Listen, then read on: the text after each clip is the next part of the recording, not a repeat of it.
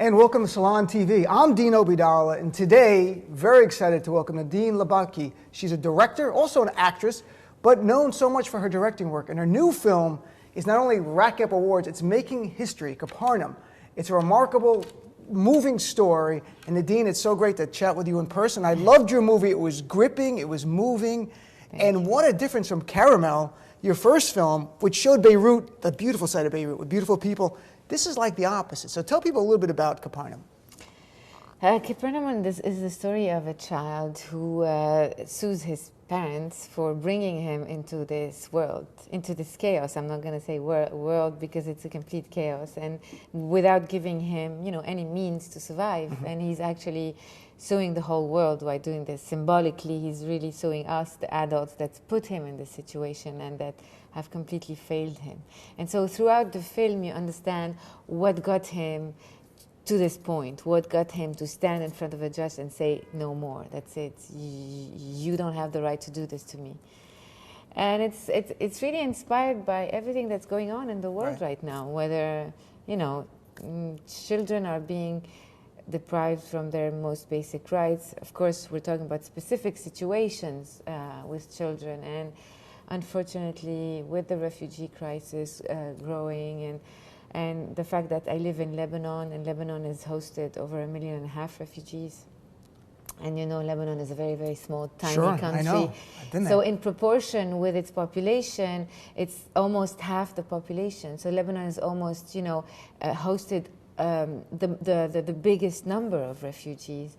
So you can imagine the situation, the chaotic situation that Lebanon is in right now. And unfortunately, the sight of children working, children on the streets, whether begging or selling gum or working or, carrying heavy loads, is something that is part of our daily lives in a way. And also, those images that you see over the internet, the social media of children, whether it's a child working in India or a child being separated from his parents on the Mexican border, or I don't know if you remember that child a few years back, the Syrian child that was found on the beach in Turkey. Sure. I remember very well thinking, if this child could talk, what would he say? What would he tell the world? What would he tell us, the adults that failed him? Because this is what we're doing. These kids are paying the highest price for our fault. They didn't even ask to be here. Right. We're dragging them, like puppets in our conflicts, our wars, our stupid decisions, our failing systems. So I thought, what was he thinking that moment that he took that rubber boat sailing somewhere? Did he know? Did he have dreams? Mm-hmm. What were his thoughts when he, his body hit the water and he was struggling with the waves? So it was really mainly that, wanting to understand what goes on in the heads of those children. Do they know what's happening to them? How do they see the world they live in? How do they see us, the adults, that are completely failing them? How does it feel to be ignored and almost non-existent? And that's a great point, because they are the invisible children. And I've been to Beirut. It's an amazing city. Yeah. But I, as a tourist, even though I was there to do comedy, you go to the nice areas where the restaurants are and the clubs, and it's very flashy. I live in New York City. It's similar existence. There is an invisible poverty going on that I could just keep my eyes close to. You didn't. You chose to spend 2 years researching and making this film so their voice can get out there. What do you hope Americans take from this? Because it's beautiful. I mean, it's a 12-year-old boy who's the star of this film, who's not even an actor. He carries the whole film. What do you hope American audiences, because this opens in LA and New York coming up on Friday. What do you think? What do you hope they take from it? It's mainly, this is the story of any big city in the world. We're all on the verge of a big Capernaum, a big chaos. And this is, we're talking about those belts of misery that surround our lives and our cities. And it's the same over here or in Lebanon or in London or Paris. So it's really, I don't want to sound too preachy or anything, but it's okay, you're really, in the right place for it. It's really acknowledging the problem and just being more tolerant. You talk about invasion here with a caravan of, I don't know, 6,000 people. What what do you feel when, you know, there's 1.5 million refugees living in your country and you're trying? This is something that the whole world should be sharing. It's not the responsibility of 1 or 2 countries. Unfortunately, it's only, you know, 3 or 4 countries that are you know, carrying this heavy load, and it's the biggest load. And in comparison, it's unthinkable that there's only like 1 or 2 or 3 countries that are carrying this heavy load. So it's like these people are actually trying to survive. They're escaping war. They're escaping deprivation and poverty and trying to survive. And you know, this is a human problem that we're facing. We can't put politics into everything. And in this, we're talking about children. A child is a child, whether he's a Syrian refugee or a Mexican child or Palestinian or Brazilian or Indian, or a child is a child, and that's where we should start thinking. And unfortunately, in the United States of America, we have in Donald Trump someone who wants no refugees whatsoever, not even a few thousand refugees. And your country, Lebanon, has taken so many. Now, to be clear, this story, it's not a documentary. It's a scripted film. Yes. And I can only imagine how hard it must have been some days. Even though it's scripted, you're dealing with kids who are improvising based on their own lives. Like Zayn is 12 years old, is himself a Syrian refugee, been living in Lebanon for a number of years. Was it ever overwhelming for you emotionally watching what you were seeing on the screen? Of course, it was overwhelming when you know that you're living in those conditions, you're shooting with those people, you know, sharing everything with them. You're practically living in their houses. We can't call them houses, in their shacks. You're sharing everything. You're sitting on their couches or their mattresses. You're there practically living in the sewers, because this is where they're living. There's deprivation. There's no electricity, no heating, no water, no healthy water running. So it's like you feel it in the smells. You even hear it. You know, you have this background of children crying the whole time. Can you imagine while we're shooting? It's almost part of the background. Right. So to be doing that and then going back to your house and sleeping in a warm bed, knowing that you've left them there, is very. It's not easy. It's not a normal easy. film. It's not a normal typical film. making a film where you're casting people. This is real life. Exactly. But what keeps you going is that the impression that you're doing something bigger than you in a way, and amazing stuff and crazy things kept happening during the shoot. Like, you know, the Ethiopian girl, woman in the film. Remarkable actress. Amazing actress. She gets arrested in the film, and in real life, 2 days after we shoot those scenes where she gets arrested in real life while we're shooting. Like at 3 o'clock in the morning, we get a phone call. Her name is Jordanis, is in prison for exactly the same reasons. For not having papers? For not having papers. And not only that, the mother and father of Jonas, who's the baby in the film, also they get arrested with Jordanis at the same time. So when we're shooting those scenes, when the baby is on his own without his mother, he's actually on his own without his mother. So we took him, and it's a girl, her name is Treasure. Right. And we the casting director took her home, and she raised her for like 3 weeks until we were able to get everybody out of prison.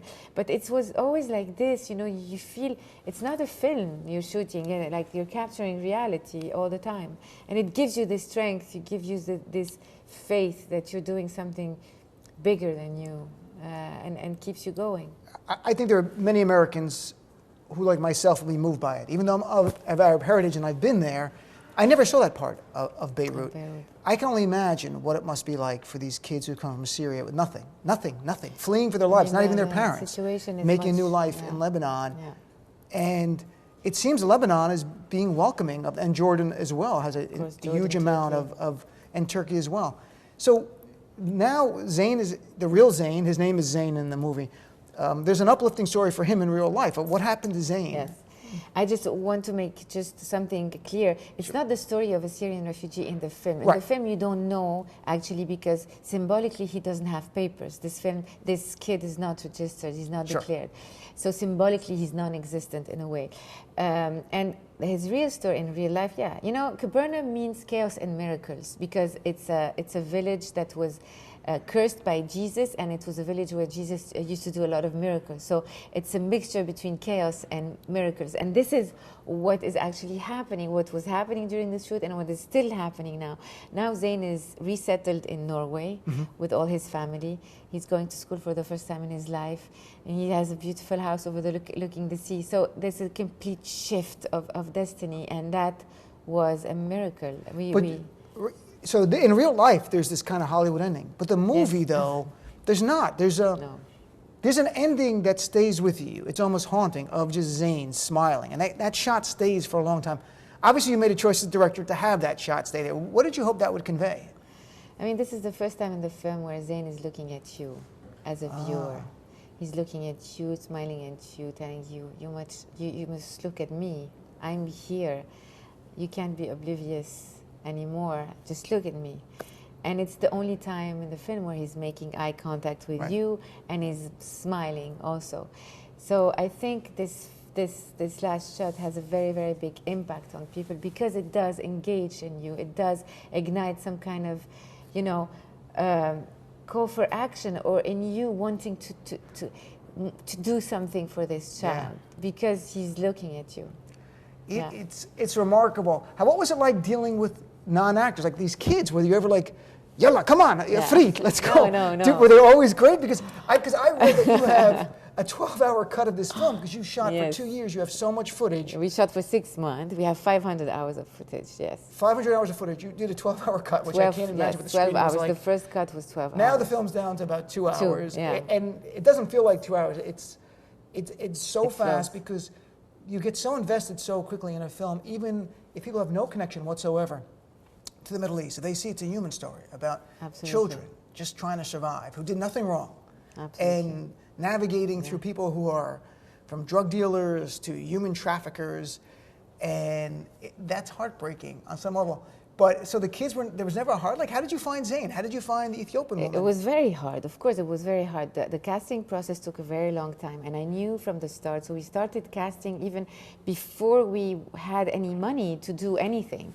I just sat down with a group of amazing girls that went everywhere in Lebanon and started looking for Zayn and Jordanos and Jonas and Rahil and everybody. And I knew that if we didn't find the cast, we were not going to start the film. So it was like and even when I was describing the cast, the characters for them, I was like, what am I asking them? It's a mission impossible. I'm asking a miracle from life. And the miracle happened, and we found them. We found Zayn on the streets. Zayn is a Syrian refugee. He's been living in Lebanon in very difficult conditions, and he grew up on the streets, so this is what he knows. He's never been to school.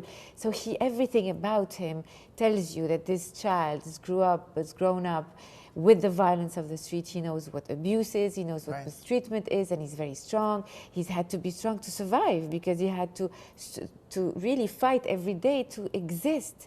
And you see him is much smaller than his age because of malnutrition, but at the same time, he's not a kid anymore. He's an adult. He's wiser than you and me.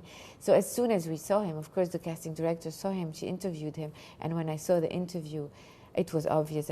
After the second answer, I knew we had found him. Was it difficult to get Zayn and others to commit to be a part of it? Did they have any hesitation? It was a risk. It was a risk the whole time. Sometimes, because most of them don't have any papers even. They can just decide not to show up the next day. It was a big risk. That's why, we decided to produce this film, and my husband produced it because we knew it was a very risky adventure. We knew we were going to start with not knowing when it was going to end. I knew that we needed time to create, this relationship with the actors, this trusting relationship, this love relationship, and throughout the way. And we shot chronologically, obviously, for them to understand what they were doing, to feel part of it, and they were collaborating in the whole process. Of course, there was a very strong and very solid script, and you have to know your material very well in order to improvise. And that's what we did. We just, we're capturing their reality and navigating it towards the fiction that was written. And it's really creating this space for them to just be free and be who they are. And sometimes we even felt invisible. We got so invisible as a crew that sometimes we didn't have even to tell the people passing by not to look at the camera. They didn't see us anymore. We blended so well that people didn't see us, and that was I think the secret was just become invisible in order for them to just be free and not block them in any way or paralyze them, because obviously a non-actor, you can't ask them to be very precise. Sure. And do things very precisely. You have to just create the space. When you watch, and when people watch us, and they should watch the movie, you cannot believe that, first of all, they're not actors, and then, like you say, as a viewer, there are times you forget it's a film. You feel like it's a documentary, and you can't believe what's going on, because the realism of it, and what all these actors, or these people, they're not even actors, human beings, bring to it are remarkable. Now, what is great that you've been recognized with now awards. Cannes Film Festival, you won the jury prize, and you had standing ovation for 15 minutes, and just got a Golden Globe nomination, Best Foreign Film. Best Foreign Film. Making history, right? The first Lebanese to do this. What was it like to be the first person of Lebanese heritage, Lebanese woman, but first Lebanese in general, to win that award at Cannes? It's a big victory. It becomes a national thing in Lebanon when you do that kind of achievement. It becomes a whole country, and the whole country is nominated. It's not only me or my film who's being nominated. It's a huge victory for us as a crew who've worked so hard, each one of us, and not only for us, or even for for the actors. A few years or a few weeks before we started shooting, these people were non-existent. Not only psychologically non-existent, but even legally non-existent. Most of them don't have a paper that proves their existence. So they have to struggle every day to prove that they are here. And all of a sudden, they are there. They're applauded. They're appreciated for the same reasons, for their same struggle. They are loved and they're appreciated, and people empathize with them, and it's a huge victory to be in Cannes, to be nominated now for the Golden Globes. It's just and it's not just the people in Lebanon. I can assure you, Lebanese Americans are very proud, and Arab Americans more broadly, because I remember when Hani Al-Assad got nominated for Paradise Now. And Ziad Doueiri. Right, but I'm saying when Paradise Now, being a Palestinian heritage, even though I'm born in America, it was a great sense of pride for the whole Palestinian American community, and even the more broad Arab American community. But you get nominated here, but of the Golden Globe films this year, none of the Best Director nominations were women. And of the 10 films they nominated for Best Film, none are women. What is going on that this big disconnect between Hollywood, and look at the Oscars. There's been one female director who's won, Catherine Bigelow for The Hurt Locker, the entire history of the Oscars. Yeah. Well, do you think, women have not had the opportunity before, or have they not been taken seriously? What's been going on? It's difficult to analyze. It's really difficult to analyze when there's so many talented women out there, and so many women that are expressing themselves in such a strong way, such strong women's voices out there with a completely different perspective on things. It's a completely different perspective, and that's why we need it. I mean, I think the conversation, the fact that, the Me Too movement, the Time's Up movement is putting the problem out there, the fact that we're talking about it right now, the fact that women are, being able, it's not a taboo subject anymore, being able to just talk about their experience is, I think, of course, I'm a bit surprised that now we're still at that point. But I'm sure that in a few years we're not going to be talking about this problem anymore. It's only the fact that when you start talking about it, this is a healing process. This is where the healing starts. But still, I'm still surprised that it's not the situation right now. But also look at beyond just women. You're Arab from the Middle East. I'm of Arab heritage. We watch American TV and film here where Arabs for years have been painted as the worst people ever. And finally, we see some slight responsibility from Hollywood. So Hollywood, as I've learned, and I hate to use a term like Hollywood like it's a group of people, it's not. It's a business to make money. And if they can portray Arabs in a negative light, they'll do that. If they don't have to hire women, they'll do that. They don't care. What do you say, though, about for Arabs in this country trying to tell the story of being Arab American? Do you think using the arts might be a vehicle for us that we should be focused on? Absolutely. I truly believe in the power of cinema. I believe in the power of art in general. That's the only way. I mean, this is how I think art will save the world. And I think it's by telling those stories, it's by sharing this point of view, it's by using art and using cinema as a tool to express what's going on in the world, to express certain point of views, to really engage and humanize the problem, because this is what a film actually does.